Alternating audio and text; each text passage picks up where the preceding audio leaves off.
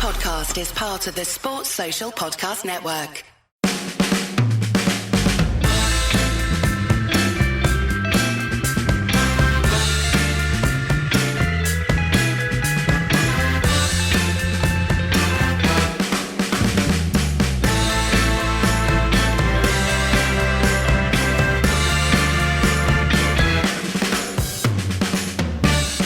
No question about that. That's it, Ed. It's all over. A year and a week after the season started. Well, that'll be tomorrow, actually. So it's a year and 6 days. It's the 11th of August when the season started. Wow. It's finally over, and we get to stop podcasting for, a week and a couple of half? Well, United probably won't start their programme until, the end of September, something like that. They're going to get an extra couple of weeks. Great. Although the actual season will start on the 12th of September. But this podcast is on United time, not actual season time. Is that right? Clarify. Yeah, because much like the players, the podcasters need an additional break, especially after... No, I can go at it all the time. I'm not weak like you, strong. The heartbreak of last night was very sad, and what I realised on a personal level is it's a good thing, actually, because you can only have a broken heart if you're in love, right? So, the only reason that I was sad that this team... I wasn't sad when we lost to Sevilla under Jose Mourinho. Same exact result, 2-1, but a world of difference. I was angry. I was numb. I was just concerned that what the club would be. To use your phrasing, Jose committed a war crime that night. Yeah. It's absolutely disgusting what he did. And you don't feel like that about United's performance last night against Sevilla, because you know what? They gave it a real go. They were the better side on the night. And sometimes a good side doesn't win. Yeah. And Sevilla were good too. They were defensively really good. Actually, United didn't create that many really big chances. They were. That's not a criticism. I thought United's attacking play was for the most part fluid and exciting and dynamic, and I didn't think the players looked particularly tired. I think what you could say is we've reached the end of what can be considered an extremely successful transition season, if indeed it turns out to be a transition season and not a peak, No, and I think we should come to this. I mean, we'll discuss the game, but what's next matters. And a lot of this podcast, I think, will look back on the season, and we'll look back on last night's game. We'll look back on the season. We'll do our famous NQ80 awards. First annual NQ80 awards coming after. It's like when the Ballon d'Or became the FIFA the best. FIFA the best or whatever. And you're like, what? Anyway, we'll do the awards and we'll think about what comes next, because you're absolutely right. I mean, you've summarised in 10 seconds the key here, right? So United invested heavily last summer in Maguire, Wan-Bissaka and Dan James. Now, they paid massively over the odds, I think, for all three players, now we can safely say. But what does the investment look like in the future? Are they happy to be in the top four, or do they want to push on? And Ole has been calling this out completely. Anyway, we'll go on to that. Last night's game, I felt frustration because United were superior. They created better chances. There were a couple of one-on-one saves. They were, for 70 minutes, very fluid in attacking, and then sort of ran out of steam, which I think we probably thought they would do. And Sevilla, although they had a lot of possession, it was in defensive areas, and they basically tried to hit United on the transition and did it successfully and exploited United's weaknesses in wide areas, or United's particular system in wide areas very well. And, they are the Europa League kings, I guess, so perhaps we could have expected it. But it wasn't a poor performance from United, and I think it's a good wrap-up to the season. Yeah, and the individual defending for both of the goals was absolutely terrible. I mean, it was trivially easy for Sevilla to carve through us like a knife through butter that's been left out in the Sevilla sunshine. Yeah, it was interesting watching the timeline for that goal, who people wanted to blame, because everyone got the blame, right? So Wan-Bissaka not getting tight enough to stop the cross. Lindelof probably not being in the right position. I mean, he was too central, not close enough to his fullback. Maguire took heat from Jose's right-hand man, Duncan Castles, but he's got an agenda there. I'm not sure. I mean, I'm happy to bang on Maguire because he makes a lot of mistakes that aren't obvious, but I don't think that was his particular fault. And then Williams, I mean, honestly, I think that was experience. He just didn't get he had his man and he just left him. Yeah. So a lot of people to blame. And probably, 3 of the 4 made some mistake there. Yeah, I think Maguire, who gets a lot of stick from a certain section of the fan base, was the least to blame of all the defenders in that particular one. I thought he was positioned to cover the cutback. Yeah, and it went far post, not near post. Yeah, and then the second goal, that was just so easy for them, and that looked like it was on Lindelof. Bruno Fernandes definitely thought it was on Lindelof. And by the way, this is a small side note. After that game, how much do you think Ole regrets making Harry Maguire captain and not waiting 3 months for Bruno to come along? Because Bruno is the captain of that team. It is crazy how much he's just in charge of what everyone's doing and where everyone is. That's right, yeah. And look, having developed my career and got to a position of leadership, I know that it's not always natural, and a lot of people assume that leadership in football is shouting a lot and pointing. You know, Bastian was great at this. I'm not sure he was ever a leader in this team. Bruno is a leader both in terms of what he does, but also in terms of understanding. He's obviously I think he'll probably become a good coach. He's obviously got a smart mind about what's happening on the pitch, and then he's got the third piece, the shouting a lot, and he's happy to tell people when they're not performing. So he's a leader. A lot of people expect Paul Pogba to be a leader, and he's not. I think personality-wise, he's although on social media he's extroverted, on the pitch he's not. You know, he doesn't do a lot of that kind of you should do this, you should do that kind of demonstrable leadership. Leads in different ways, and I think that's, again, people use that as a stick to beat Pogba with, but I don't think he wants to be that player. I think he's probably much more comfortable now that someone else is shouldering the burden of creativity and leadership with him. And Harry Maguire, yeah. Pogba is absolutely, without question, a natural leader, but he's not a natural pointer and shouter. That's exactly the point you just made. He is clearly a natural leader in terms of someone that the younger players look up to, someone who's like very encouraged, very engaged with the club culture and the team culture and all of those kinds of things. And, you know, I mean, we talked about this when Souness said he didn't want to be a leader a few weeks ago, literally just after he'd given an interview talking about pushing Mason Greenwood, you know, so it was crazy. He's clearly that, but yeah. And Maguire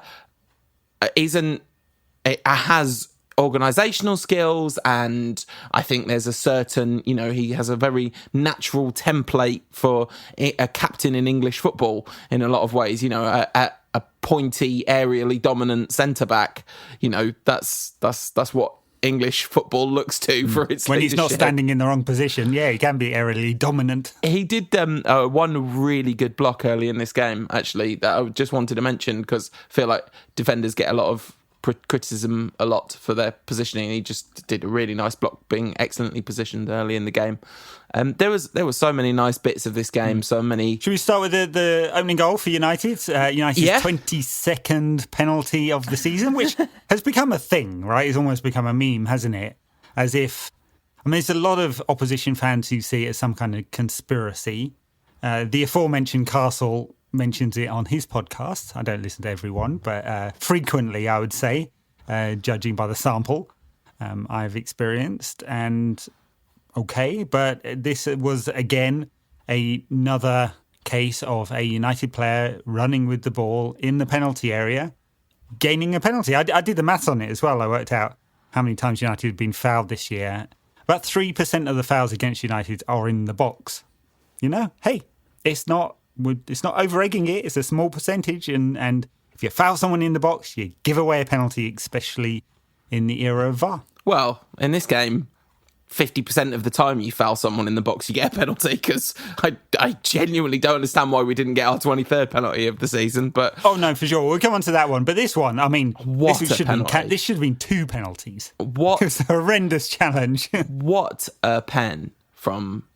I mean, Went we back know to the hop, skip and the jump. the hop, skip and top bins. How do you do hop, skip, top bins? I don't understand.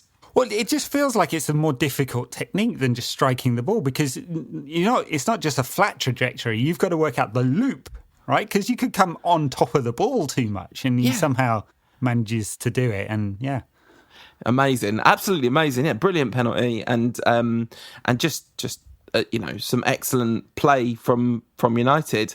And by the way, Costa, who made that foul, Diego Costa. Yeah, I think so. Yeah. Diego Carlos. Carlos. I was like, I said it. I knew I was saying the wrong name. It's definitely not Diego Costa. Diego Carlos, who made that foul, didn't get booked for it, and then got booked later in the half, and then made another bookable challenge after. I was like, come on. I mean, that's 100% that was a yellow card for this foul. The ref was sort of interesting in this game, because he seemed to be trying to let the game flow, but that was like an impossible task, because it was quite a niggly sort of foul-y kind of game on both sides, actually. And there was a lot of play acting from them. And then Brandon Williams got in on the act by he was clearly giving as good as he gets in the grabbing his face and rolling around stakes.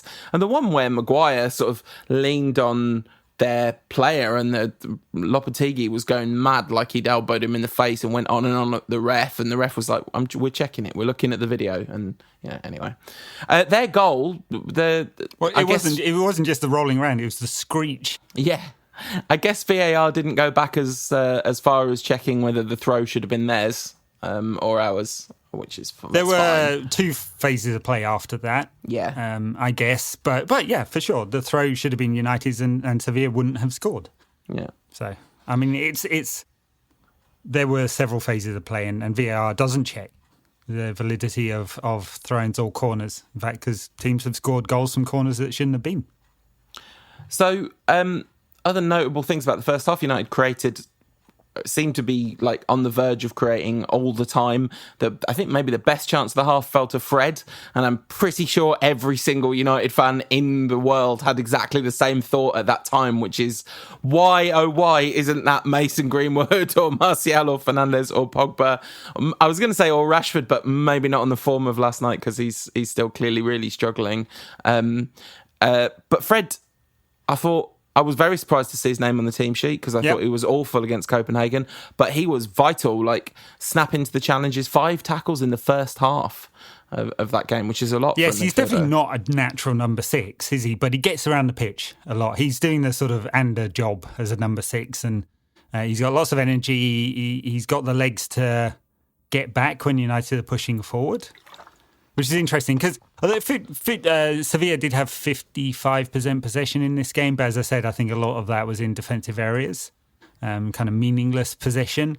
I expected them to have a fair amount of possession, but Ole's picked that side for protecting against the transition when United were pushing forward, and that's why Fred was in there with his energy, and he did well.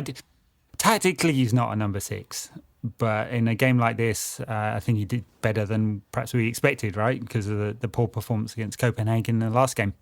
Yeah, and I do wonder whether that kind of tactical lack of being, just tactically not having a number 6 is part of the reason why it was so easy for them to slice us open a couple of times, because almost all the defending was on the back four once they'd beaten the press. So I thought the midfield did quite a good job defensively, in the sense of winning the ball back often, because they literally won the ball back often, but structurally they weren't particularly sound defensively. It was a lot was left to those defenders, which I don't think is an unreasonable tactic. And from a pure tactics perspective, you can't really complain about this game in terms of what Solskjaer got out of the team and how well coached they looked in an attacking capacity. Because I know I keep going on about this, but to me, literally for the first time since Fergie, this attack looks well coached. They look like they know what they're doing. They look like they know what everyone else is doing. But I think you've identified, one of United's areas of improvement which is what do we do with that number 6? The player that will cut off the passing lanes and protect the team before it gets to the back four, because there's errors in the back four for sure, and that's the second area we might want to improve. A quality defender to go alongside, I guess, Harry Maguire. You can't dump an £80 million defender, can you? No, and then the you third don't area, have to. I think He's good enough that you don't need to dump him. No, yeah, I think I wonder whether a very good defender, maybe a left-sided defender, so he can go back to the right, but a very high-quality one would, especially a quick one, as well as good passer, so just like all the skills. Rio Ferdinand would help bring, yeah, exactly. Rio with a left foot. Although it didn't matter, did it, with Rio and Vidic, which foot would bring up Harry Maguire's level a little bit. But then the third one is the one I don't want to feel like I'm banging on about it, but augmenting the attack. If we're not going to play with wide players, because we don't have any wide players in the side.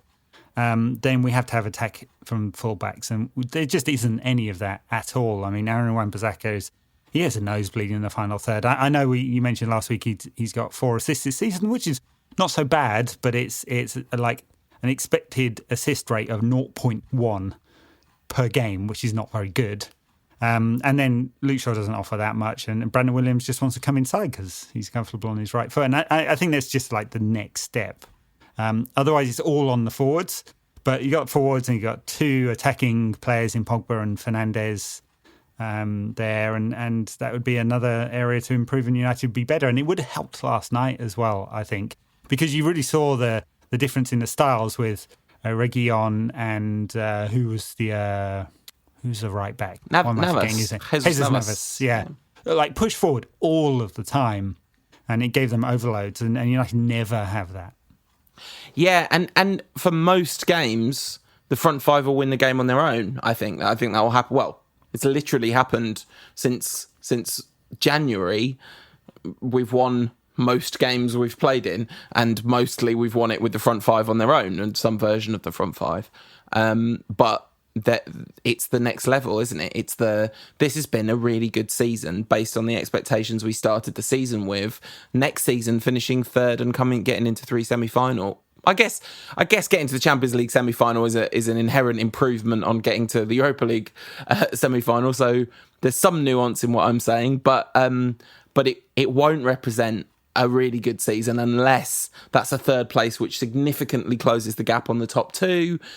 Sure. All of these kinds of things. So there's a little bit of nuance there. But essentially, if we have this season again, if we scrape to third place by miles away from the top 2 right at the end of the season and kind of fall over the line in the cups to get to some semi-finals, that's not going to be a good season next season. And this is the where do we look for improvements? And now... Yeah. Inherently, also, I know I keep moving off talking about the game to talk about the future because the game hurts to think about. But inherently, if we can maintain something close to our January form, post-January form, from the beginning of the season, that will be a better season because the real disaster of this season all happened in the first half of it. But it seems very unlikely we'll be able to do that just numbers-wise, given the paucity 61 of squad games, options. right? Can't do that across 61 games. Can't play with an 11-man squad.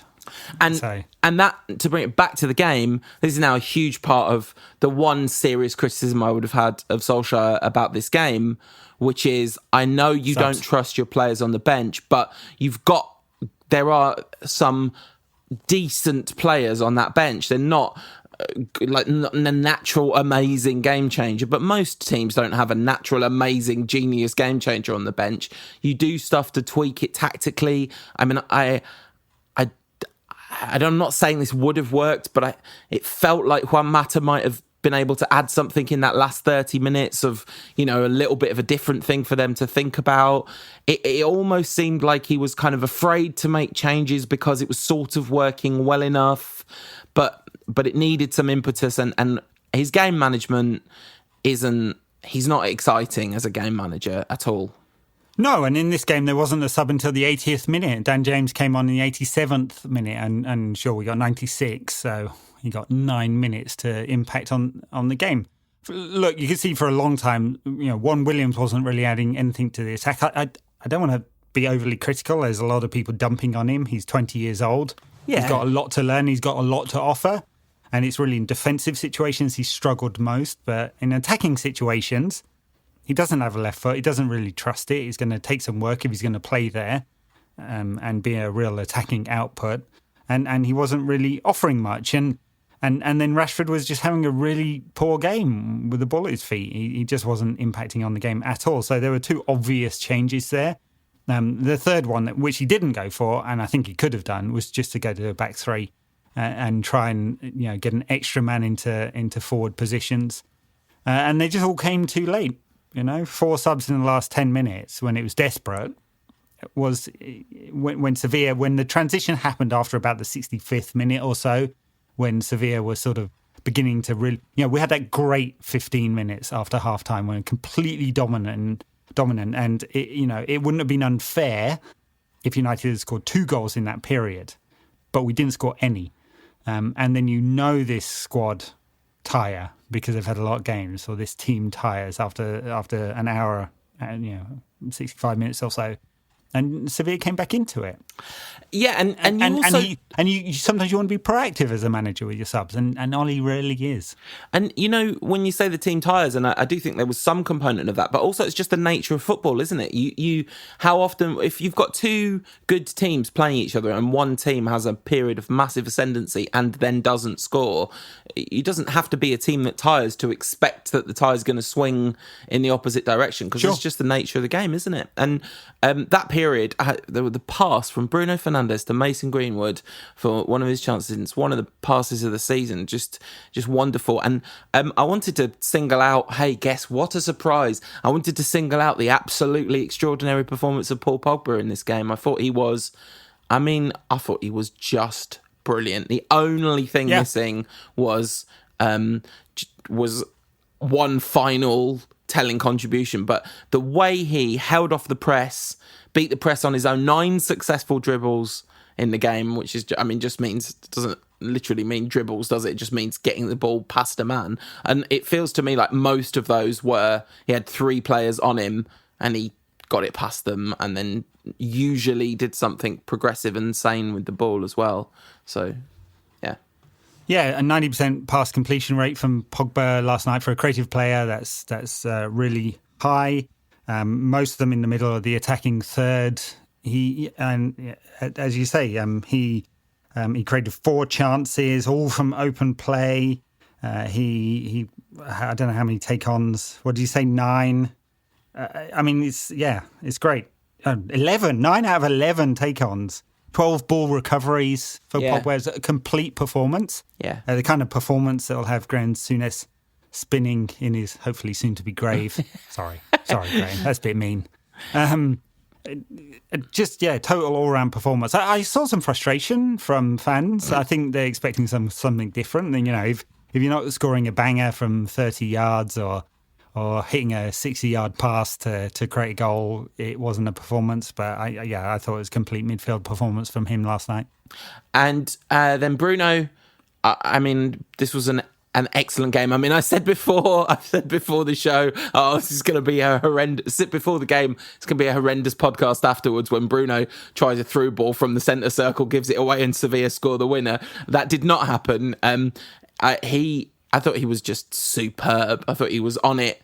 And there was one shot which he really stung the keeper's gloves with a shot that was like a snapshot that he had no right to get a decent shot on that ball from his kind of body shape. He just kind of really stuck a leg out and kind of half volleyed it. It was tremendous. And there was the shot from a tight angle, the pass to Mason, a bunch of smaller contributions all round. And Martial, once again, had a very similar game to the game he had against Copenhagen, where he did absolutely everything exactly right except put the ball in the net. Yeah, that's right. I thought Bruno was excellent. Yeah, very, very good performance. The kind of level we want to see him at in these big games. And we didn't mention this really. It's the only time United have actually played a decent side in the Europa League this season. But it's the kind of level of game we want. They are, with Atletico, the best of the rest in Spain. They finished on the same number of points as Atletico, which will give you a sense of their quality. It's not the best Atleti side right now. They've sold a lot of their very good players, but it's a very good one. And this Sevilla side has a lot of history in this competition, which might or might not count for much. Football heritage, is that what you're saying? Yeah, I'm saying, yeah, they've got some heritage. So, we can see the kind of level. And obviously, United weren't quite good enough last night. I mean, very good, but not quite good enough to make sure. Yeah, absolutely. And it just gives you a benchmark, got to get beyond this benchmark. And next season will presumably face much better teams than Sevilla. Yeah, and I think that the kind of narrative that United were like by far the best team and deserved to win, I think is not completely miles wide of the mark, but also is not the full picture of the game, because I think devil's in the detail, isn't it? It was like United were really good and definitely played the nicest football for the most part and definitely created the better chances. I mean, more good chances, literally. And should have had another penalty. Genuinely should have had another penalty. No. Anywhere else on the pitch, and that tackle on Bruno's a penalty for sure. I don't know why the VAR hasn't. I mean, it's just nowhere near the ball. It's very confusing. It's very confusing. Peter Walton, Peter Walton, the ref that they have on BT Sport to do the analysis, said he agreed with the decision. It looked like a coming together of two players, and I was just watching it, going, I just don't. I don't mean to be nasty or anything. I just genuinely don't understand what he's saying, because to me, Fernandes had the ball. The defender went thigh to thigh with him, clattered him off the ball, and that was it. And so that one was a bit of a strange one. But apart from that, United made key mistakes. Their finishing was not quite as good as it needed to be. I mean, the opposition keeper played well, but there were a couple which you could have made unsavable and instead didn't. There's the one that was cut, brilliant bit of build-up play that was cut back to Martial where he bent it over instead of top corner. I mean, that's, it's not a sitter by any, it's just not a Raheem Sterling by any stretch of the imagination. But then we were really, really, really poor for their two goals defensively. Yeah. And isn't it? You can't be pretty box to box and then make defensive mistakes and not finish your chances. Exactly. I mean, you're not going to get anywhere. That's your route to being Arsenal, isn't it? So much. At least Arsenal under late stage Wenger. So that's just a plea for nuance, basically, because I don't want anyone to leave thinking, oh, that's the best we played for ages in a semi-final. I totally agree. Like, it was, apart from the sadness of the result, I actually thoroughly enjoyed watching this team do its thing. Like, this team is so much more likeable and has a sense that it is maybe going somewhere, although I'm not convinced that will happen. But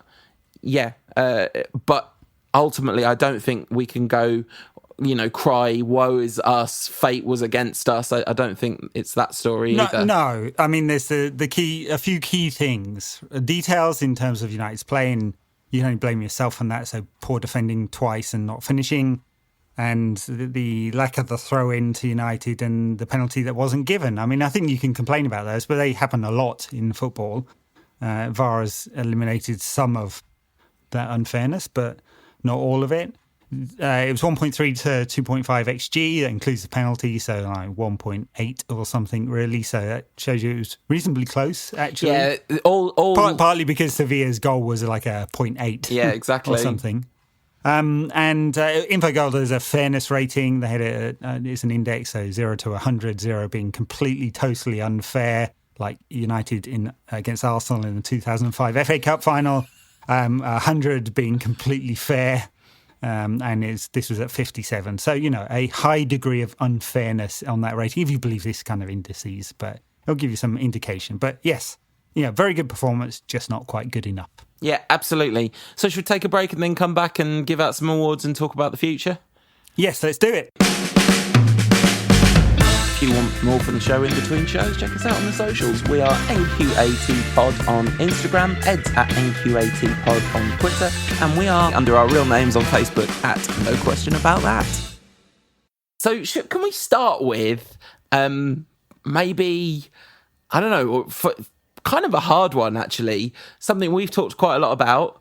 We've put stuff on social media to get people's input just to help us remember, because the season has been going on for literally more than a year. But goal of the season. I think, Yes. So shall we talk about some of the contenders? Yeah, let's do it. What have you got? What have you got on the sort of short list in your head? Okay, so there is, and this might not be in chronological order because it's a year and a bit. This campaign, there's Marcus Rashford's banger against Chelsea, the free kick that went in from miles and wobbled all over the place. It's like we're watching a lot of cricket. That was the wobble seam on the ball, wasn't it? Yeah, it was. Yeah, I mean, it's just an absolutely fantastic free kick and such a crucial game state as well, because I think that was the goal to go 2-1 up maybe in that game. It was, you know, we were in that phase of just beating all the big teams all the time. I think we played a slightly sort of second stringy team against Chelsea. It wasn't like exactly a first team because it was the League Cup. And Marcus Rashford was just brilliant in that game. And that moment, there's just all the fantastic footage from... I watched the kind of United's All the Angles video, and yeah, all the kind of main angles are amazing. But my favourite angles are all the shots of the crowd going, this is going into row Z. Like, watch yourselves, this is going to hit someone in the crowd. And then the kind of roar of apology and joy as he hit it quite literally top bins. An amazing free kick.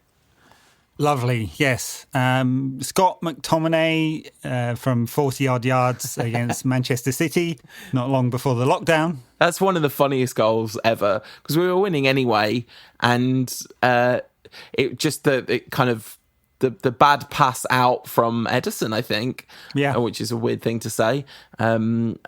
There's making a few mistakes recently. Yeah, there's other kinds of mistakes he's maybe more prone to. But yeah, it just fell to McTominay and he pinged it in. I mean, this is realistically joyous scenes of the season, maybe. Coronavirus spike potential scenes as everyone held each other. But yeah, a fantastic goal, but not goal of the season. Then there was Bruno Fernandes from Mason Greenwood's pass on the break versus Brighton. 10 and a bit seconds, I think, from end to end, this one. Maguire with a lovely header. Matic with just the body shape on his kind of swerve and hit and pass into space. The trust that he has in Greenwood to get there. The measuredness that it doesn't go out for a throw-in. Greenwood putting on the mega afterburners beyond all afterburners, and then still having both the mental acuity and technical ability to look up, see that Fernandes is unmarked at the back post, because he definitely, I talked about like whether he meant that or not, because there were players closer to the middle of the box. He looked right at Fernandes, and then that dink cross, I've never, ever, ever seen a better cross than that, ever. I've seen crosses that are as good as that. I've never seen a better... On the run, after that level of... after that speed has taken him from the edge of his own box to in there, just outside their box, to look up and dink it like that. I mean, it was... Oh, I mean, I think Bex has put in a few... Yeah. Bex on the volley versus Middlesbrough for Roy Keane, about 1996 or 7, something like that. Yeah, that was as good. I agree. Anyway, yeah, lovely goal. Just everything, the break, the technical quality with the passing and the cross and the finish was great. So what else we got? Odion Ighalo versus LASK away last game before lockdown, juggling with the ball and banging it in the top bins with the left foot. Yeah, my memory slightly played tricks on me. I was actually slightly disappointed when I went back and watched this, because I remembered him... Disappointed in this goal? I remembered him like Colin Hendry. He plays keepy-uppy for about 15 minutes. It's really good. So it is really good. It's really good. But I think I had grown it into something Ronaldinho-esque, or Gazza against Colin Hendry or whatever. It's a very, very nice goal, and it was great that he scored it.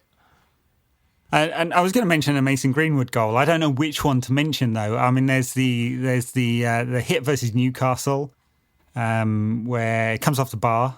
I think that one. And then there's the strike with his right foot. That was left foot. Right foot against Aston Villa. Then there's the one where he dribbles it across Bournemouth. Don't let him turn. Don't let him turn. Oh and no, then he sticks scored it in the top bins. Yeah. They're all super. I don't think any of them are best goal of the season, but the quality of them is really high. Absolutely. The using a defender as a shield and getting it in the near corner and all that stuff. Martial could have a little goal of the season competition on his own. The Watford one, it's so funny. It's such a funny goal because he's through on goal. Ben Foster does really well to smother the space, and also Martial doesn't do brilliantly. But then he makes up for it because Foster stays with him because the ball comes back to Martial and he just keeps it for a bit, waits for his moment, just dinks it over Foster into the near post. Phenomenal goal. There's a video on YouTube when I was trying to do some research for this one it says United's best goals of the season. It's from a week ago or so, and there's actually 45 of them, but it's which is probably about half the total number of goals United have scored this season across all competitions. And there's some really high level of goals United have scored this season. It's because of the quality of player we have in forward areas now, but so many from Martial where he's opened his body out and bent it into the top corner. There were 3 in the Tranmere game alone. Lingard, Martial and then Maguire all stuck it in top bins from about the same position, which was kind of funny. The Martial goal against Sheffield United, where Pogba. Oh yeah, it's a stunner. Yeah, yeah. Well, there's the stunner. There's the Martial goal that he scores, like one of his best ever Martial goals. But the one where Pogba fires it into Fernandes, who backheels it to Martial 1-2 with Rashford dink over the keeper. I mean, that is very nice. Yeah, a worldie, an absolute worldie. So that was, and I think that might have been the hat-trick goal as well, if I'm not mistaken. So yeah, really, really special. But that performance in general was just really special. So are we missing any goals here? Almost. I would say we are without doubt missing some goals because it's been such a long season, and I really genuinely hardly remember anything that happened before lockdown in the football. I mean, I watched all those 45 goals to try and... I don't think we're missing any goal of the season contenders, although people may have their particular favourites. I mean, in terms of the actual goal of the season, I mean, I'm sure you've got an opinion. I think Odion Ighalo's lovely skill is kind of meaningless game, which kind of takes the rating down a little bit. I thought the juggling was to get himself space for the shot, personally. It was. And then Martial's versus Watford, very nice, although I think Foster makes it the decision easier for him by coming too close. So he got his angles wrong this year. Every year, Ben Foster, for that goal. My favourite goal was Bruno Fernandes, Greenwood, Maguire on the break. Yeah, that's just lovely. That's the best goal of the season. I think the highest technical merit, this was ice skating, is Rashford's free kick on the knuckleball versus Chelsea to stick in the top bins.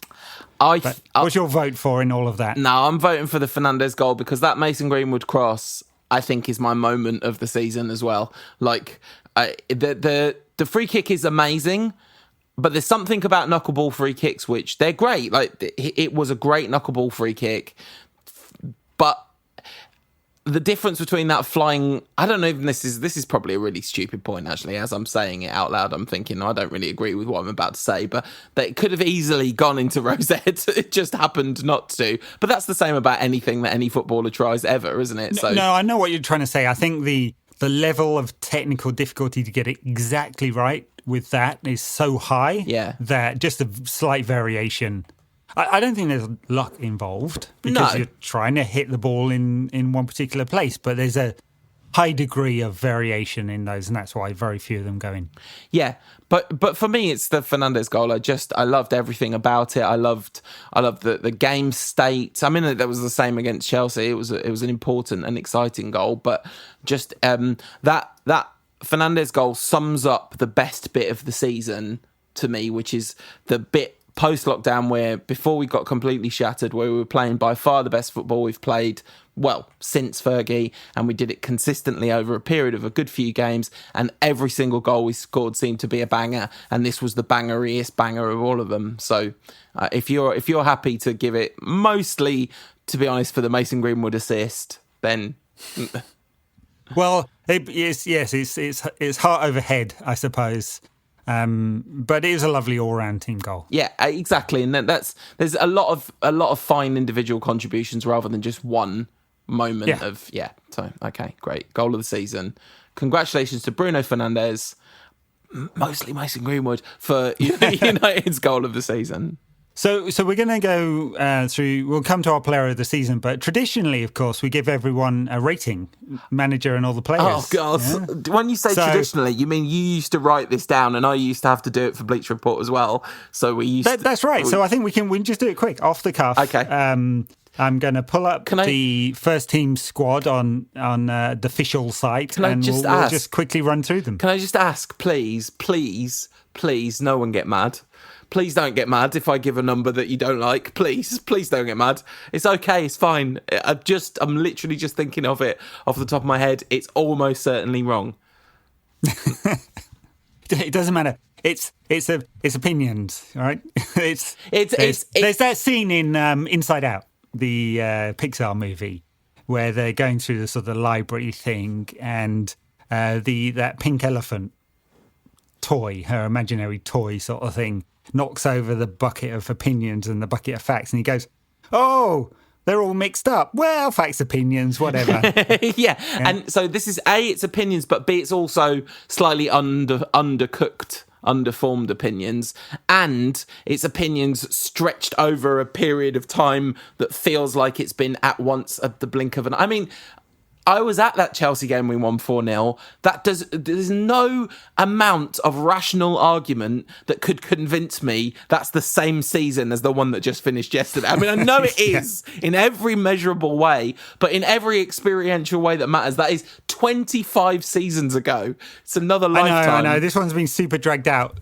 Wait until the experience of next season, where we're going to compress the same season into a month less. It's going to be absolutely bonkers. Not a month less than this season. This will be in 8 months. A month less than normal. yeah, exactly. So yeah. Okay, so we're going to run through the goalkeepers. Naught is the worst possible season known to humanity. 10 is the best, obviously. 10 is David De Gea's season in 2016. So how do we're going to each give him a score? How do you judge? 6, because a number of incredibly serious, high-profile errors, and a number of decent performances. The odd wonder save, maybe 5, but that seems very harsh. I was going to go for a 5. Yeah, all right, 5. I don't know if 5 is harsh, because look, if we won't spend too much time on each of these, but I would still pick Dave if I wanted someone to save my life, pulling off the most miraculous wonder save, ball going in top corner. I'd still pick Dave for that. But a dribbler from 25 yards that goes through his legs in the same game. Anyone else? It wouldn't surprise me anymore. It's a shame, but it's true. So, yeah, I'm going for 5. Lee Grant, I don't think he played this season. Nope. Sergio's hardly played at all, just Europa League. Nope. So it's hard to give him a score. He's done fine. Yeah. He's never going to be trusted with the number 1 shirt. And quick bit of news. Dean Henderson is definitely coming back to United next season, unless they're going to send him on loan somewhere else, which would be odd, because Aaron Ramsdale has joined Sheffield United from Bournemouth for about 18 million, so he's going to be their new number 1. Romero should surely leave this summer, but anyway, this is going to take us forever, so let's keep... I think he should, yeah. I mean, Lee Grant's actually out of contract, so we'll see whether they give him a contract or whether Joel Pereira comes in. Anyway, we'll move on. There's some juggling to do. Victor Lindelof. 4? Whoa, that's a bit harsh. I don't know. Has he been rubbish? That bad? He's been much worse than Harry Maguire, who's been quite bad. Victor Lindelof. Well, I'm going to give him a 5 because I don't know whether he's been a 4 bad. Ugh. Eric Bailly. He's hardly played. 100. So 100 out of 10 for Eric Bailly. I mean, if it's a rating of fun, Eric Bailly is high in the fun. I just wish if he'd stayed fit, he would actually be a very good compliment for Harry Maguire, but I just don't know how much we can trust him. Should have played yesterday, Phil by Jones. the way. Phil Jones, 0. Yes, he should have played yesterday. I agree. Actually, if he's fit, I pick him first. Phil Jones won for the goal against Tranmere. Did he score against Tranmere? I believe so. I've forgotten that. Yeah, he did, yeah. There was a moment, actually, in yesterday's Sevilla game where Ocampos tripped over his own feet and then planted his face into the ground. I just thought, wow, that's Phil Jones. He was doing his best impression. Yeah, just dreadful. They've got to sell him. I don't know if anyone will buy him, but even if it was a free, just free up a place in the squad. All right, so from now Harry on, Maguire. we are just saying a number. We're not, because this is going to take so long if we have a little chat about Harry each Maguire. player. If you would stop editorialising, we can keep on. Yeah, Harry Maguire 6. I'm going to give Harry Maguire 6, Yeah. 6.5. Yeah, 6. I don't think he's been great, honestly. And of course, it's a benchmark against his price, which is not his fault. But you expect for that kind of money, quality. Chris Smalling, good season at Roma, not at United. Marcus Rojo, terrible season apparently at Estudiantes. He's coming back. His agent tweeted a picture with his new shirt. What? Diogo Dalot, he scored his first and probably only goal of his United career against Tranmere. I assume they're going to try and sell him or loan him. So hardly playing in games, can't get a rating. Luke Shaw, I'm going to say 5. Honestly, I just don't think he's that good. Yeah, agreed. Fosu Mensah, unfair to judge him on 3 games or something. Aaron Wan-Bissaka. I'm giving Aaron Wan-Bissaka an 8 out of 10 for this season. That's a very high score, but I think the attack, the stick that he's got for what he can't do is absolutely ridiculous. If you balance the amount of coverage what he can't do gets over the amount of coverage what he can do gets, there's a huge... We would have been in massive more trouble this season without Aaron Wan-Bissaka. I mean, 8 might be a tiny bit...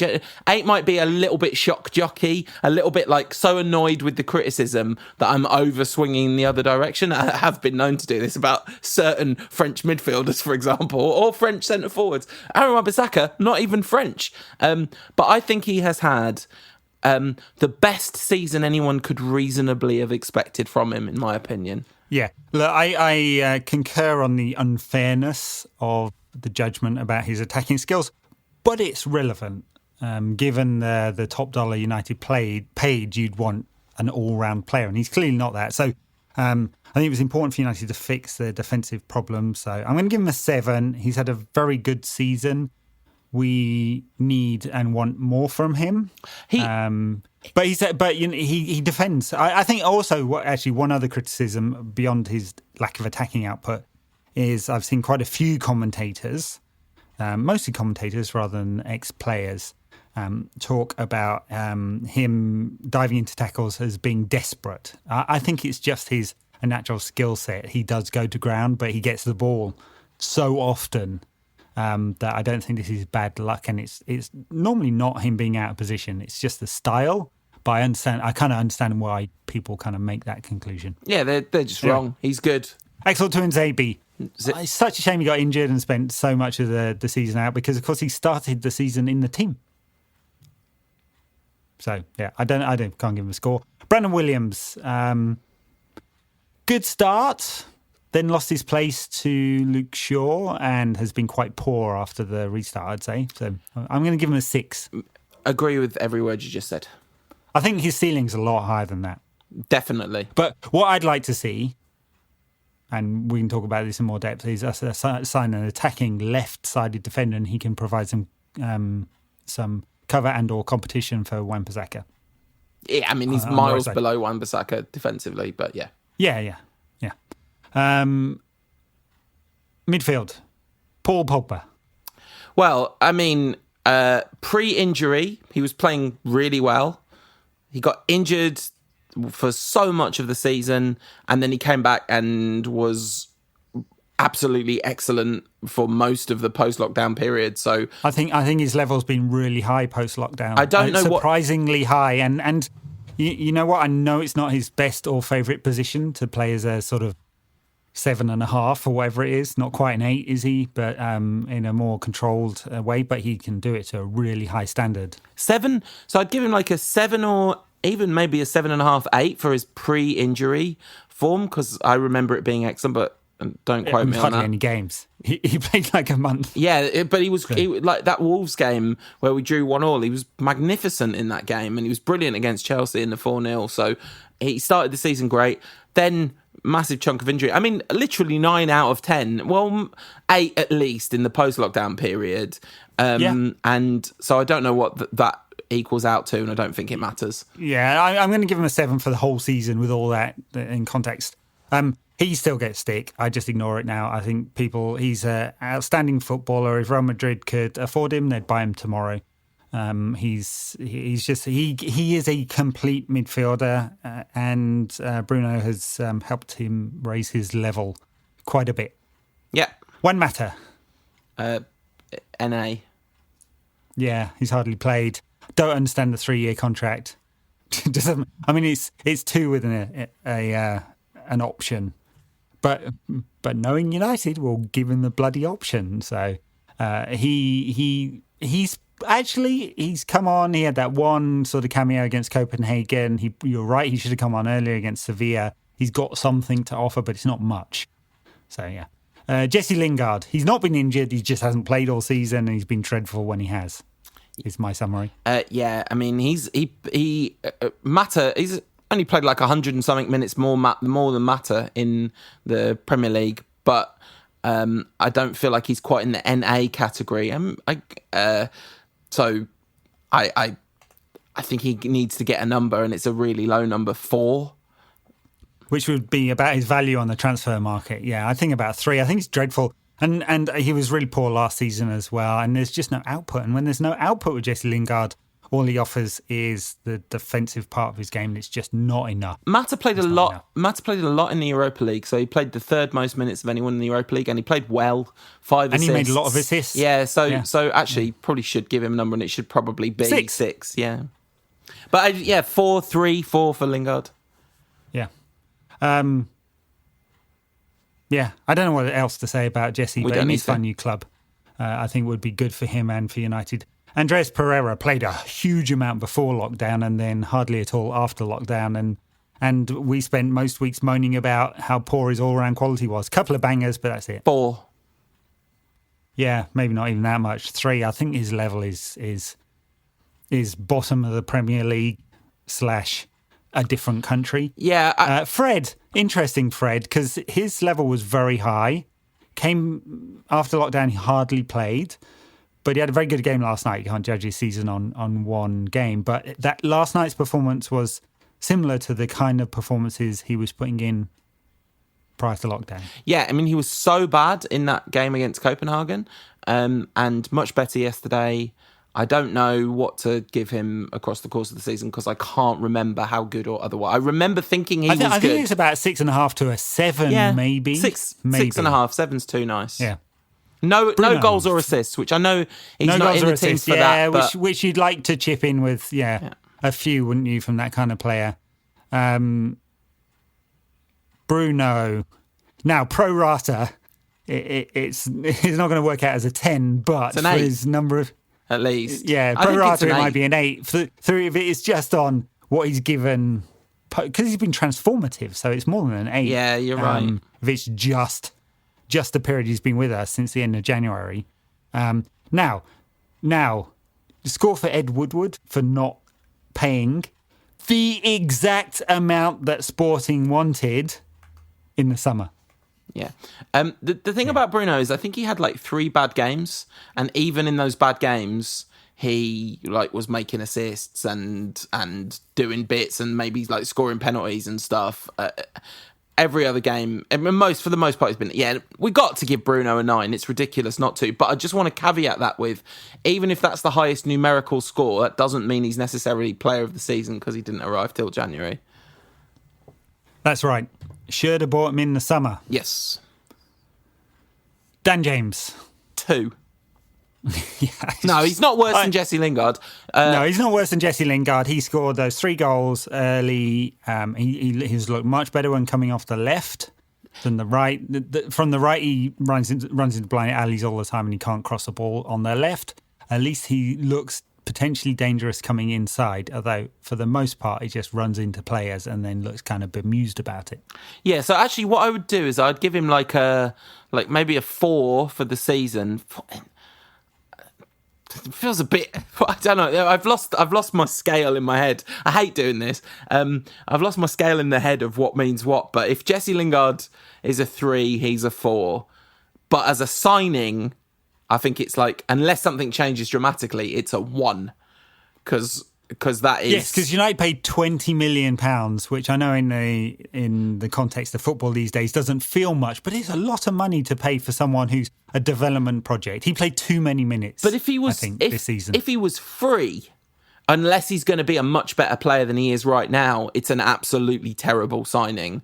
Well, no, look, so if he came through the academy and played a bunch of reserve games and been on loan at Swansea and then came back, you go, hey, he's a decent prospect, but he shouldn't be playing loads of minutes. I think I would be looking at him going, what the hell is this guy having if he was an academy product, I would probably be excessively defensive about him for reasons, but otherwise I'd be looking at it going, what is this guy doing anyway? How is this the guy that's making it out of the academy? Now, this could all change because there might be stuff I've not seen. There might be a ceiling there. We've seen him make, goal contributions and stuff early in the season, but he just looks awful to me. He looks out of his depth, is what he looks like. He doesn't know how to play at this kind of level and where to run and when to make the runs and when to pass. Wolf Zaha, when he came to us, did a similar thing, didn't understand the kind of game at this level. I think Wolf probably has a much higher ceiling than Dan James, probably. And right now, the only time you'd use him is if you were 1-0 up in a cup tie and you want someone who you can knock the ball over the top to and stretch the game.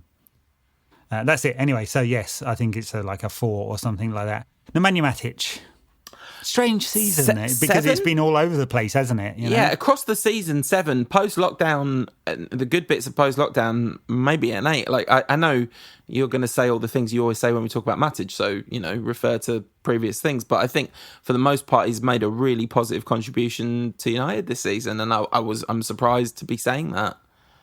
Yeah, I mean, he's had some very, very good games, and he's a problem. He didn't have a very good time pre-lockdown. There were a couple of weeks, maybe a month or so prior to lockdown, where he was very good. I think in the early part of the season he wasn't. He just didn't play. He played 18 league games this season, and he played every game after lockdown. So like it took him. It says something about United's squad planning, of which there appears to be none, that he was just given a 3-year contract. He's just turned 32. It's for me, it is insane to commit that much money on the length of contract we've just done, but we have done. So yeah, I mean, I'd say about 6.5 for the season overall. He got into the team about Christmas time and just stayed in the team ever since Christmas. So and was generally playing pretty well, I think, for most of that period. So yeah, I think 7 seems fair for Matic this season, which is a weird thing to say. Scott McTominay was in the side and then was not in the side. Yeah, I mean, just post-lockdown. He just swapped places with Matic, basically. He went from being ahead of him in the pecking order to behind him in the pecking order. I thought he was absolutely excellent in a lot of those big games where we played well. And I think, especially if you kind of compare it to expectation, I think Matic partly gets a 7 because I thought he was completely dead, and it turns out he's not completely dead. I think McTominay definitely deserves the same rating as Matic because they had the opposite seasons, basically, timing-wise. Yeah. I mean, my feeling about McTominay is that Mourinho used him in just a very, very narrow way as a number 6, and he's probably not that. He's probably competing for a place with Fred rather than competing for a place with Nemanja Matic in terms of what he offers the side. It's the balance of the side is an issue for him, so he can either become that alternative in certain types of games, or if he really wants to become a defensive midfielder, he's going to have to work on those aspects of his game. So we'll see with Scott where he ends up. But yeah, 6.5 to 7 for me, decent season. 4 league progressed. 4 league goals, pretty good for a player that's playing in his position. 4 league goals, pretty good. Well, that's what I'm saying. I mean, I think he's more than a number 6. Yeah, but I don't know exactly where I'll end up. Anyway, forwards. Anthony Martial. Breakthrough season. He's been at the club 5 years, but consistently excellent season. Shame he lost a couple of months through injury. His level is, if he can stay completely fit for the whole of next season, touch wood, because we really need him to. He's 25, 30 goals. He's going to score those goals with the amount of creativity we have in this side now. I think he got 23 in all comps this season, and I want to give him an 8 out of 10. I think there's. I think 8's fair when he's been on the pitch and fit. He's been excellent. Yeah, I mean, maybe even 8 is a little. No, there's been games where he's disappeared, and he's not been perfect. No, and 9 isn't perfect, obviously, but I feel like 9 out of 10 is absolutely stunning. I mean, his best performances have been clear 10 out of 10s. There haven't been many stinkers. He did take a while to get going in the season, I seem to remember, but new position and all that. I mean, one thing we can say is the giving him the number 9 shirt, playing him through the middle, it's working. Long may it continue. 8 out of 10. Marcus Rashford, strange season, right? Really excellent prior to that back injury. And back injury, by the way, we haven't talked about it much, but that was exacerbated by playing him when he already had the injury, because he had the scan prior to this, and which was another aspect of Ole's management. We've talked about a fair amount this season, how he's used players and especially injured players, but excellent. And then I think, honestly, very poor post-lockdown. Yeah, one good game, a number of good moments post-lockdown, but I actually think that he gets maybe one mark less than Martial for the season, because of how I don't think Martial's had. I mean, listen, I literally could be wrong about this because I don't remember. It's a long time ago, but it doesn't feel to me like Martial's had the same kind of now quite extended run. I'm not blaming Rashford for this. I don't think it's relevant to his future as a United player. I think he needs a break. It's been a struggle for him to come back. Fine. That is not a knock against Rashford. 7 seems low. 8 seems high for Rashford. So 7.5. Yeah, 7.5 seems about right. I think he's been excellent. I mean, he was amazing pre-lockdown. He was carrying the team. He was, and I think and he's getting some pelters right now because he's been quite poor recently. There's something not quite right about him. He's not running with the ball or off the ball in the way that we expect him to. I'd like to see him get a full month off, be recovered mentally, physically, come back strong for next season. Odion Ighalo, interesting because he's barely played since we've come back from lockdown. I mean, they've extended his loan because we're short of numbers. Although, we've got Martial, Rashford and Greenwood can all play up top, but if one of them's injured, but then we have problems in other areas. So that's why they've extended his loan. He scored some decent goals, 4 or 5 goals this season, few in the... I don't know. Did he get a Premier League goal this season? Few in the Europa League and some in the Cups. 5 goals and 1 assist. 5 goals, 1 assist. Yeah, he's done all right. Yeah, fine. There was a nice period. I think he hasn't actually done anything post lockdown apart from he did score against Norwich. I mean, he's not played a great deal at all. Played 90 minutes against LASK though. But yeah, I think a solid, a respectable 6 out of 10, not a bad 6 out of 10. A kind of like that's right. Good if you like that kind of thing. 6 out of 10. And finally, Mason Greenwood. 100! Our second only 100 out of 10. I am giving Mason Greenwood an unequivocal 10 out of 10 for this season, based on, not just because I love him. I mean, there have been games where he didn't influence play. There have been games where he tried things that didn't come off. I don't mind that. Yeah, exactly. Like, there's nothing more I would have expected. Literally nothing more I would have expected of Mason Greenwood. In fact, he's spectacularly exceeded reasonable expectations of him this season. So yeah, 10 out of 10 for me. Yeah, and his improvement pathway is do more on the ball and off the ball when he's not in shooting positions. Play more centrally. So, like that's going to make a massive difference. And that's probably his future, but we can use him in wide areas if it's not, or he can play up top in a 2 if United play in that kind of system in some games. Yeah. So yes, I think relative to expectations, 10 out of 10, absolutely perfect. In absolute terms, it's like a 7 or something like that, but it's great breakthrough season for Mason, and he's going to have a fantastic career. Yeah. So that's good. I mean, not player of the season. That's not how it works. Player of the season for me. Let's just get straight into it then, because we've been talking a long time. I mean, we normally do position by position awards, but you can work that out from the conversation we've just had. I think it's Wan-Bissaka, Fernandes. Pogba in with a good shout there, but just injured for a lot of the season. You forgot the keepers. It's Dean Henderson. yeah, literally is Dean Henderson, isn't it? Fernandes and Pogba actually played almost exactly. They can share the award for midfielder of the season. Played exactly the same number of minutes, basically. And then I think it's Martial. I think player of the season is Martial. That's my take on it. My top three and my explanation for them would be number 3, Marcus Rashford, outstanding prior to lockdown and prior to injury. Yeah, yes, exactly. Yeah, very crucial. And not since then. So if he'd been fit the whole season, I suspect it would have been Rashford. Bruno Fernandes for the impact he's had since then, but he didn't play the whole season.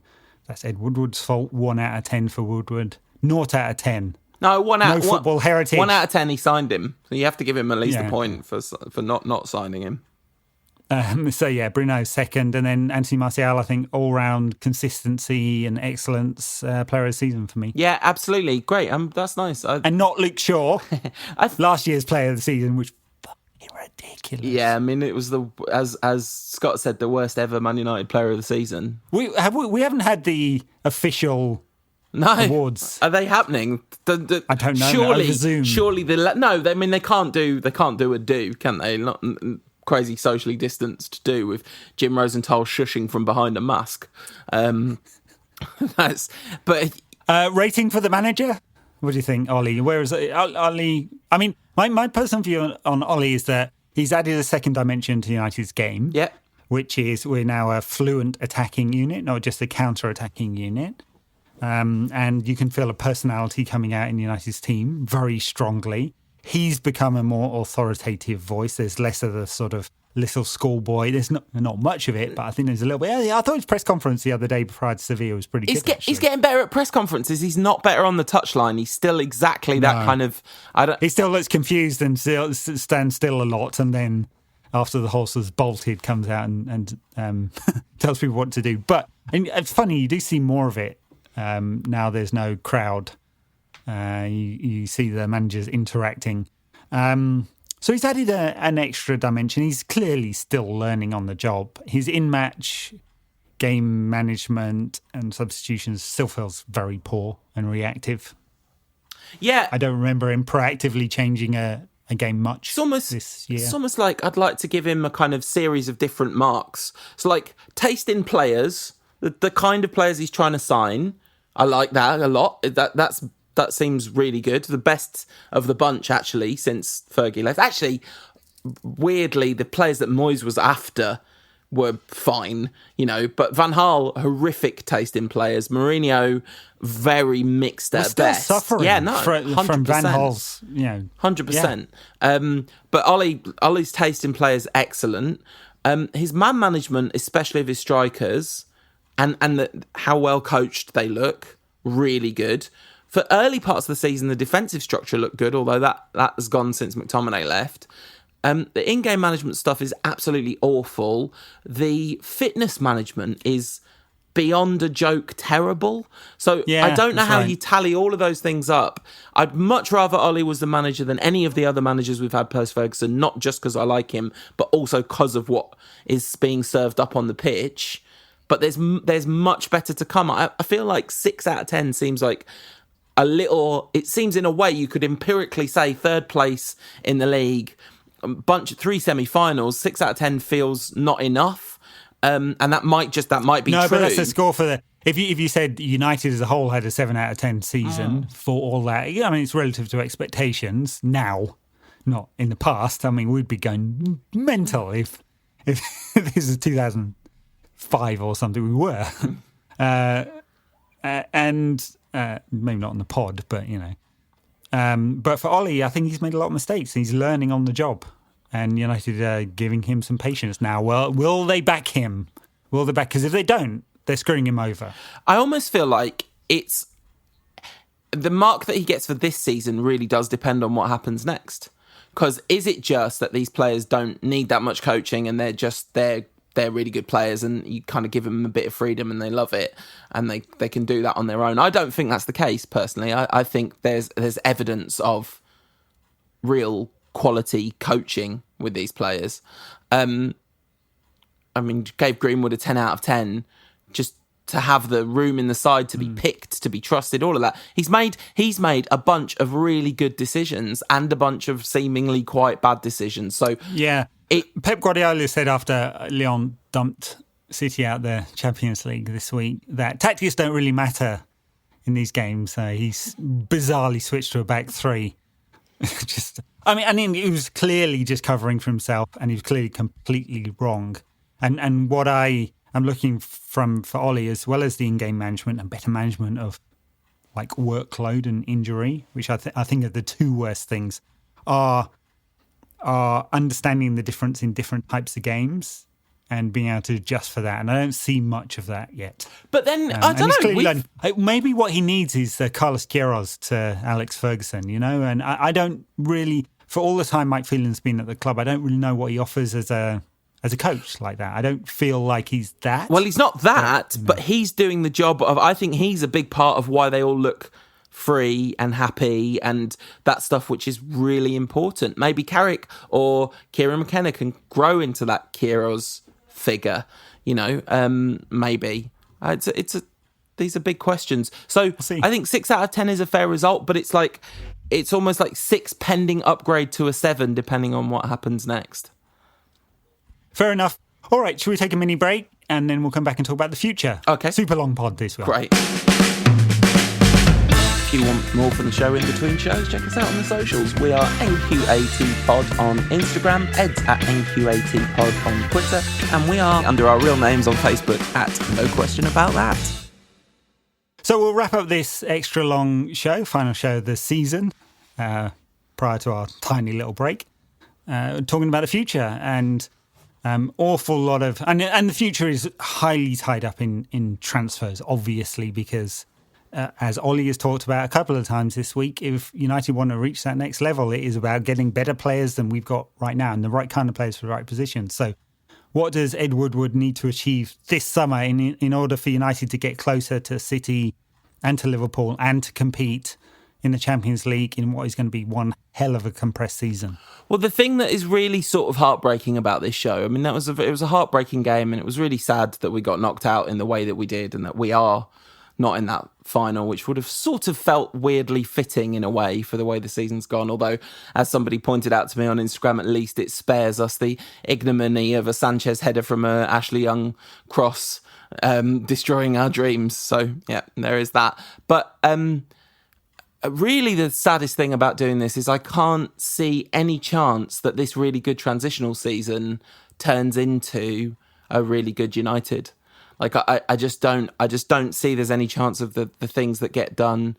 Like, even the Sancho stuff, like, it's been relentless in the papers and all the stuff about it. It just goes on and on and on, and that's fine. That's how these things work. Right now, it's gone from looking like this was really, all the briefing seemed very positive, to now the briefing seems much more questionable, and now I'll be like pleasantly surprised if we sign Sancho, which is a shift from a couple of weeks ago. That might just be wrong, but that's how I feel about it. The worst thing about it though was when there was the kind of briefing going out that all other transfer work is going on hold to complete the Sancho deal. It's like, Sancho doesn't solve everything. The other transfer work is at least as important, if not more important, because we need quality and depth of quality. We need 3 or 4 signings this summer, and they don't all have to be absolutely elite level talents, absolutely not, but they have to collectively upgrade, so we're in a position of there's 15, 16, 17 players next season that are, maybe some players will come through the academy, and Brandon Williams was a big surprise. I don't even think Mason Green was obviously not a surprise in terms of talent, but maybe that's even a surprise how much first team football he's played this season. So that's another way you can increase squad depth. But so it's not just all about transfers, but I just think we're in for, given the time restraints, given the financial situation in world football, given the general uncertainty about the global economy and all these things, I just don't see this summer being what we need it to be. And I think we're going to be looking at trying to consolidate and hold at the same level we've got to this season, rather than getting to the next level next season.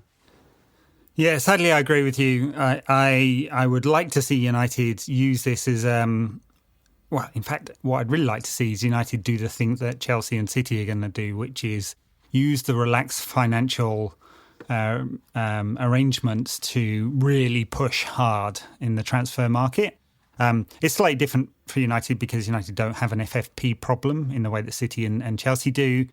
And there's a hell of a lot of leeway. It's just we don't have owners who are going to stick equity into the business and they want to take their money out. So United could take our finances, which, even though they will have been hit really hard, are relatively strong compared to the rest of football around Europe, and swing our massive financial dicks around and get the 3 or 4 players that we need to really push on. It could be a transitional season for the club, not just for what Ole is trying to build. Right, so if you had the ability to execute and the vision, we could go do that. But sadly, I agree with you. That's not going to happen. Sancho, if it happens, will be right at the end of the transfer window, which is the 5th of October, and a month into the season, or 2 weeks into United season. But we know pre-season, and it will be kind of disruptive, albeit an outstanding player with outstanding numbers who would, immediately move United to another level. But you're right. The real problem is in depth, and it's around the key positions, which I'm boringly talking about a lot. It's central defence. It's and I don't think there's an obvious option unless Tuanzebe pushes on, and he can only push on if he plays games, and he doesn't because he's injured all the time. And it's a career-long thing, not just last season.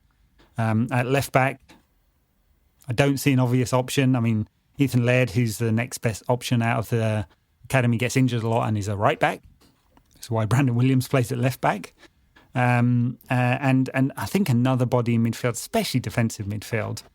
And there's an option there in Hannibal Mejri, who's outstanding. I don't know whether you've seen much of him in the academy. He's just technically brilliant. He's not a defensive midfielder, but he might be the surprise breakthrough. He's still very young, so I think it's unlikely. And then, the wide forward would add a lot to United's game, but that's where United need to go, and there's the option to do it. And despite the huge loss, the club can manage it, and the club can manage it through playing the transfer market in the right way and not paying everything up front, like we did with Harry Maguire, and spreading it out over contracts. And honestly, if all the reports are true that we may not get Sancho because we're playing around with 10 million euros, it's just insane. Yeah, absolutely. There you go. So, yes, I don't hold out much hope that this United will use this as a real breakthrough summer. No, and that then leaves the future as being very similar, and it will be about how much does Chelsea improve. Will Arsenal get it together to really climb significantly? No, but Chelsea are going to, right? Chelsea so definitely will. We're going to be in a fight for 4th place again. Oh yeah, but the City, you could almost say that City, Liverpool and Chelsea, they're the 3 spots that it's going to be really bad if Chelsea don't get in the top 4 for them. So there's 3 spots taken in the top 4, and actually we're not going to be fighting with Chelsea. We're going to be fighting with Leicester, with Tottenham, with Arsenal, with Wolves. Wolves. Sort of. Maybe we'll see what happens with their recruitment. Exactly. So it almost becomes, can we hold them off? Now, our squad is substantially better than, our first 11 is substantially better than theirs. Our first 11 is a genuine match for, we beat the top 2. We drew with Liverpool 15 minutes away from being the only team to have beaten them at that point in the season. We beat City 3 times this season. We beat Chelsea I think we beat Chelsea 3 times as well. So, our starting 11 is just not the issue. It's the depth, and I'm not sure that's coming. So I think we'll do a proper season preview when we'll be able to talk about this. But right now, I wish I could go out on a super optimistic note. The one thing I will say is, right at the beginning of this season, I said, don't care what happens, I just want it to be fun, and I really meant that. And it is fun. Exactly. Like this is the thing. This is why I can't engage with football on social media at all, because people are so obsessed with success and winning that they're not enjoying it, and I don't And I don't know how you don't see this team and go, yeah, it's flawed. Yeah, the manager's flawed, but he's one of our own. The team's packed with like incredibly likable players, both off the field and on the field.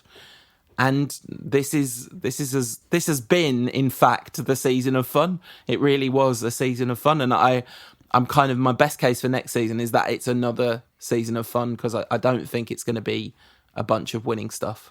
No. So we are not going to get the director of football, which was floated again the other week. And certainly not one who's sort of in charge of United's incomings and outgoings. We may get a technical director. We'll see about that one. That would be more about squad management, which is really poor as well, especially in terms of the contracts we offer up. We may get some players if they decide Sancho isn't happening, and they may divert resources elsewhere. But we're not going to do the big bang stuff, shock and awe, because you know what? The marginal gains for the Glazers from moving up to third to second are a lot smaller than the cost of doing that. Sad to say.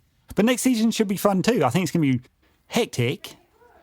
I mean, you look at the schedule, 13 games United will play, with no changes in the schedule, will play in January and December. You know, that's 12 League, 1 FA Cup, third round.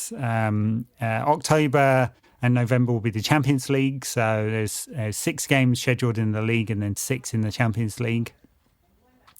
That's another. It's going to be wild. Like almost every week will be Saturday, Wednesday, or some variant of that. A couple of breaks for international weeks. Fun. But I think if it's basically the same squad transported into next season, we're going to really suffer. And don't be surprised if we don't go backwards in terms of placings, because it was a very low scoring 3rd, 4th, 5th, 6th this season, and it might not be next season. And the Champions League is a level that is not going to allow Ole to play all the kids like he did in the Europa League group stages. So they're not even going to be able to rotate in the same way. So yeah. Anyway, don't mean that to be negative. I think we've moved on this season. Next season, we just need more numbers. And also, we didn't talk about outgoings. There should be some outgoings to make space. Smalling, we assume they'll find a buyer. Rojo, they should find a buyer. Pereira, talk about him going, and Lingard should definitely go as well, because it's good for their careers. There you go. Great. All right. Solved United's problems in 10 seconds. Thanks, everyone. So Patreon backers, stay tuned for our last little roundup of football this season. Everybody else, we will see you. But when we find out when United will start play, a couple of days before the season starts, that we'll do a season preview. Until then, we are having a bit of time off because I am absolutely sick of the sound of my own voice. So thanks for listening, everyone. And we'll see you. You and thousands of others. We'll see you next season.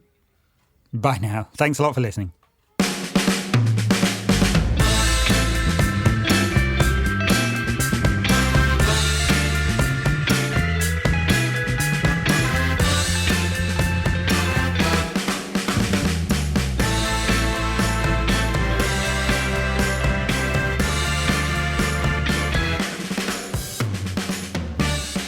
No question about that.